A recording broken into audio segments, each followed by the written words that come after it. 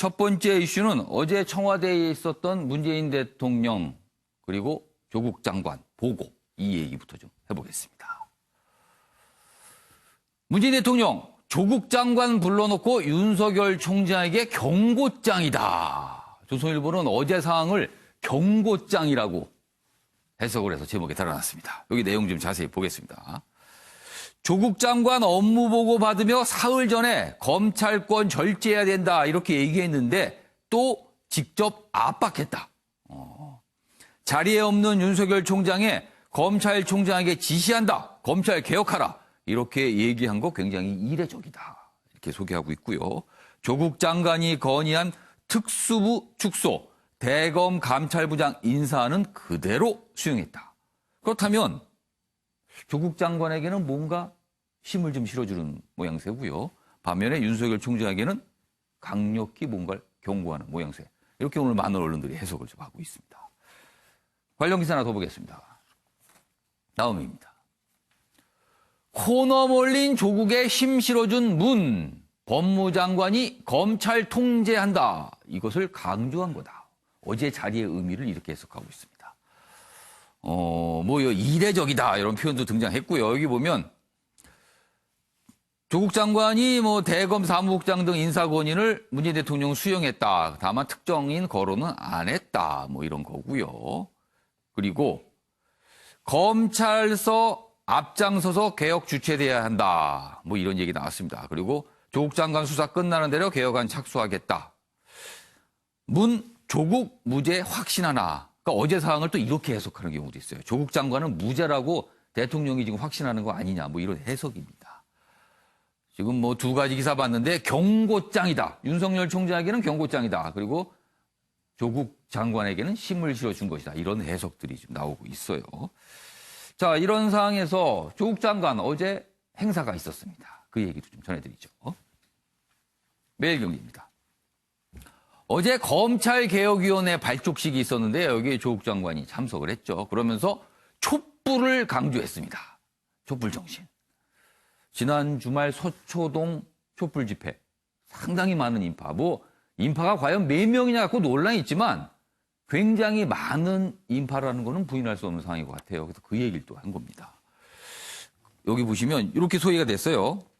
조국 법무장관이 어제 제2기 법무검찰개혁위원회 발족식에서 이런 얘기를 합니다. 지난 토요일에 수많은 국민이 검찰개혁을 요구하며 촛불을 들었다. 촛불 얘기를 한 겁니다. 그리고 국민의 검찰개혁에 대한 열망이 헌정 역사상 가장 뜨겁다. 이렇게 또 얘기를 합니다.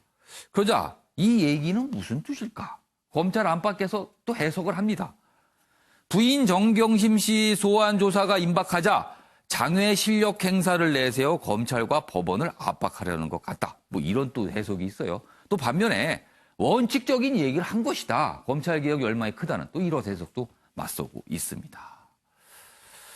2기 위원장에는 민변 출신 김남준 변호사 임명됐다. 이렇게 또 전화도 있습니다.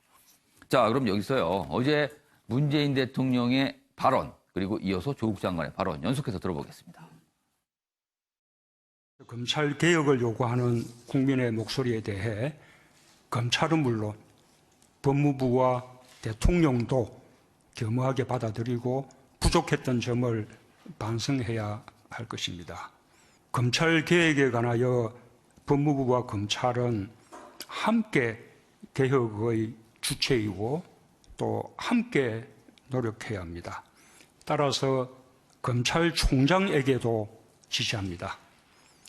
검찰 개혁을 요구하는 국민들의 목소리에 귀를 기울이면서 다양한 의견을 수렴하여 국민으로부터 신뢰받는 권력기관이 될 수 있는 방안을 조속히 마련해 제시해 주길 바랍니다. 우리는 명령을 받들어 역사적 책무를 다해야 합니다. 저 조국 개인을 위해서가 아니라 저를 딛고 검찰개혁이 완수될 수 있도록 용기와 지혜를 모아주십시오. 법무부는 법무검찰개혁을 완수하도록 최선을 다하겠습니다. 자, 연속해서 영상으로 확인해 봤는데요. 최영선 의원님. 검찰총장에게 지시한다. 그러면서 여러 가지 얘기를 했어요. 문재인 대통령, 윤석열 총장에게 직접적으로 뭔가 지시를 한 건데 그것도 조국 장관 앞에서 지시를 했어요. 그래서 굉장히 이례적이라고 하는 건데 문재인 대통령의 지금 속내는 무엇일까요?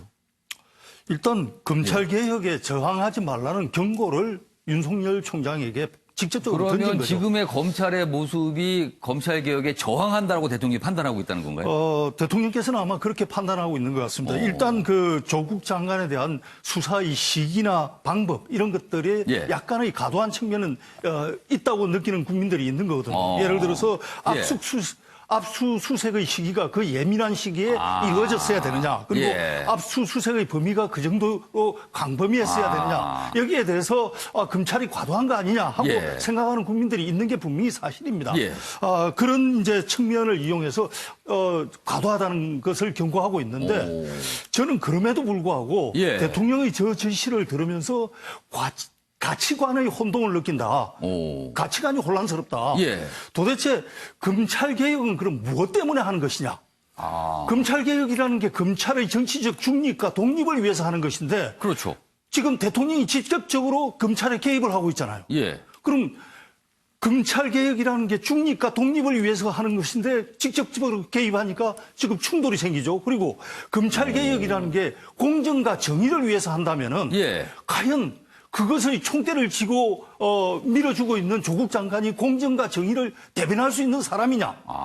그래서 저는 대통령의 저런 경고 발언에 예. 대해서 이해는 하면서도 예. 저 발언을 듣는 순간 오히려 더 큰 가치관의 혼란을 느낀다. 이렇게 정리하고 싶습니다. 그래서 그 지금 상황을 가치관의 혼란이라고 표현을 해주신 거네요. 그러니까 검찰 개혁의 궁극적인 목표는 경찰이 독립적으로 간섭받지 않고 뭘 하는 거 그리고 공정과 정의를 관철시키는 이건데 그럼 지금 그 검찰 개혁을 하는 방법이 과연 독립과 정의에 맞는가 이렇게 좀 물으신 거네요 지금. 알겠습니다. 자 이번에는 윤정군 동아방송대 교수께도 뭐 비슷한 질문 드릴게요. 문재인 대통령 마음속으로 지금 어떤 생각을 하면서 어제 그런 지시를 했을까요? 먼저 말씀하신 맥락 그대로 보면 예. 검찰에 대한 일정한 경고 의미가 이제 분명히 있다 이렇게 그러니까 생각합니다. 경고장이라는 의미는 분명히 있어 보이는 거네요. 그렇죠. 근데 이제 좀 예. 뭐 이제 검찰에 대한 독립 뭐 이런 얘기를 많이 하지만 예. 당연히 검찰이 이제 수사 과정에서 독립성은 예. 당연히 보장이 되어야 됩니다. 예. 그러나 검찰 또한 행정부의 일원인 거죠. 그러니까 선출된 대통령, 예. 선출된 민주 권력에 의한 민주적인 통제를 받아야 하는 정부의 한 기관인 것 또한 분명한 법무부의 사실입니다. 외청입니다. 검찰청은요. 그렇죠. 예. 근데 그런 면에서 생각을 한번 해보세요. 그동안 해방 이후에 많은 권력기관들이 국민들의 민주화 투쟁 뭐 여러 가지를 통해서 권력을 내려놓고 예. 민주화되고 이런 과정, 변화와 혁신의 과정을 다들 밟아왔죠. 예. 그러니까 대통령도 많은 특권을 내려놓고 예. 국회 또한 아직 이제 국민들이 만족할 수준은 아니지만 많은 특권을 내려놓고 있는 과정이지 않습니까? 예.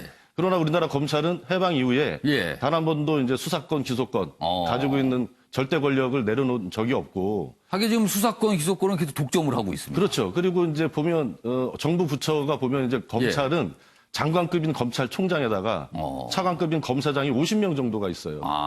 정부 부처 중에 이렇게 막강한 권한을 갖고 있는 그런 조직이 차관급이 좀 굉장히 많죠. 사실 그렇죠. 검찰 안에. 근데 그런 것을 한번 이제 떠올려 보면 예. 검찰 스스로 무슨 권한을 내려놓겠다, 예. 민주화하겠다 이런 자체 내부에서 예. 국민들 내리에 기억될 만한 혁신적인 그런 자기 반성 이런 것들이 있었는지 예. 이런 면에서 심각하게 이제 회의를 할 수밖에 없는 거죠.